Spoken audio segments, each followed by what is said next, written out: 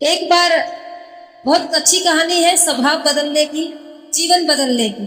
आप ध्यान से सुनेंगे। एक बार एक बिच्छू होता है। आप लोगों ने सुनी भी होगी शायद, बहुत सारे लोगों ने, लेकिन राजगढ़ के लोग नए हैं इसलिए इनको सुना रहे हैं। एक बार एक बिच्छू होता है। एक बिच्छू, उसे नदी पार करनी होती है। नदी के इस किनारे होता है और उसे नदी के उस किनारे जाना है।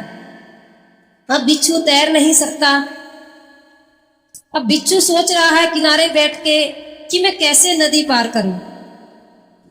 तभी नदी में से कछुआ बाहर आता है और कछुआ बिच्छू से कहता है, हे भाई, तू क्या सोच रहा है? वो कहने लगा कि भाई मुझे नदी पार करनी है। नदी पार करनी है तो चलो मैं तुम्हें नदी पार करा दूं। तो कछुआ कहता है, बिच्छू कहता है कि ठीक है भाई, करा दे।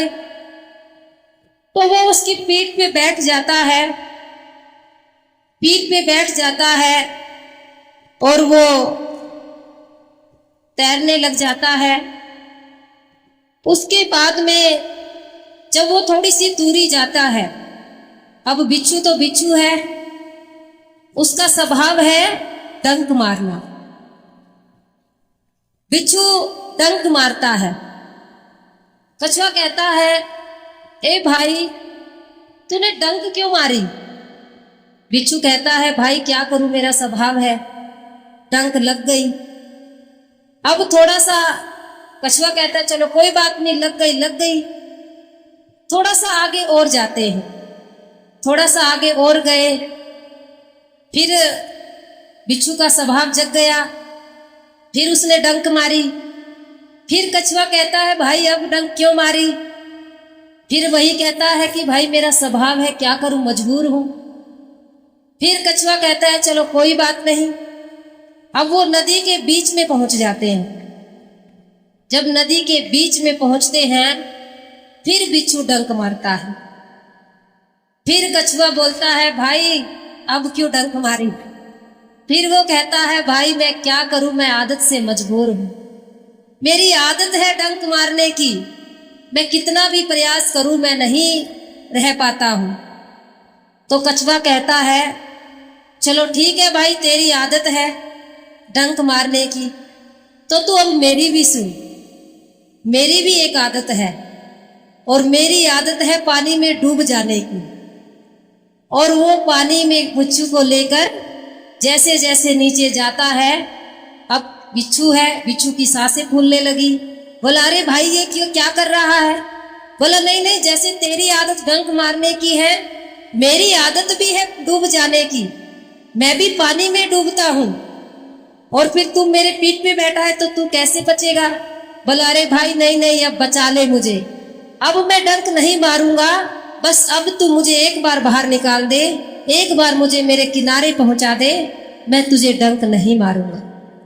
तो वो कछुआ कहता है, इससे पहले तुझे ये बात तय करनी होगी कि तुझे अपना जीवन बचाना है या अपना स्वभाव बचाना है।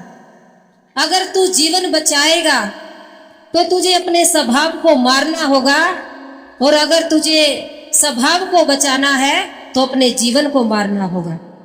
दोनों में से तू तय कर कि तुझे क्या चाहिए, तुझे स्वभाव चाहिए या जीवन चाहिए। तो वो बिच्छू कहता है, भाई अगर जीवन ही नहीं रहेगा तो मैं स्वभाव का क्या करूंगा, तो मैं आदत का क्या करूंगा, जब मेरा जीवन ही खत्म हो जाएगा। तो ये भाई, मैं अपने जीवन को बचा रहा हूं, मैं अपने स्वभाव को मार लूंगा, अपनी आदत को मार लूंगा, ए भाई मुझे बाहर निकाल लूं। तो वो कछुआ बात सुनता है और ऊपर आ जाता है पानी में, और फिर जैसा वादा होता है, बिच्छू डंक नहीं मारता है।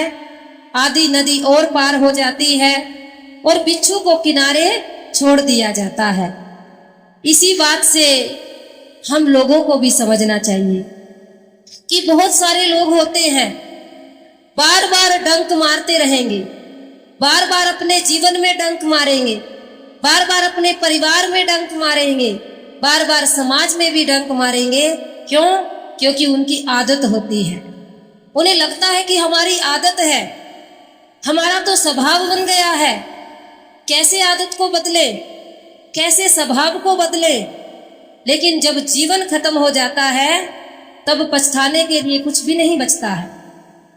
इसीलिए अगर जीवन को बचाना है तो बुरी आदतों को छोड़ना ही होगा, बुरे स्वभाव को छोड़ना ही होगा। जिस दिन आप बुरी आदतों को छोड़ दोगे, बुरे स्वभाव को छोड़ दोगे, तो आपका जीवन बच जाएगा। नहीं तो जीवन, हम लोगों ने बहुत सारे लोगों के जीवन को खत्म होते हुए देखा है। क्यों? क्योंकि वो अपनी आदतों को नहीं बदलते, वो अपने स्वभाव को नहीं बदलते, इसीलिए जीवन खत्म हो जाते।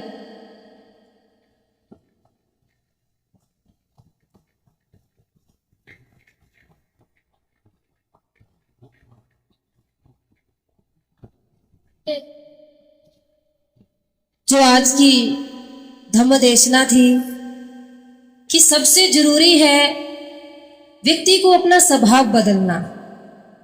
आप स्वभाव बदल लेंगे तो आप अपने आप ही अपने जीवन को अच्छा बनाने का प्रयास करने लगेंगे।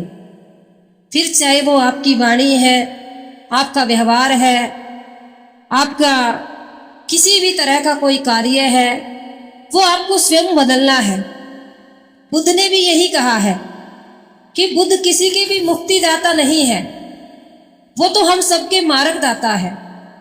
वो तो हमें रास्ता बता रहे हैं और रास्ता बता करके हम सबका कल्याण कर रहे हैं। बस हमें तो उस रास्ते पे चलना है।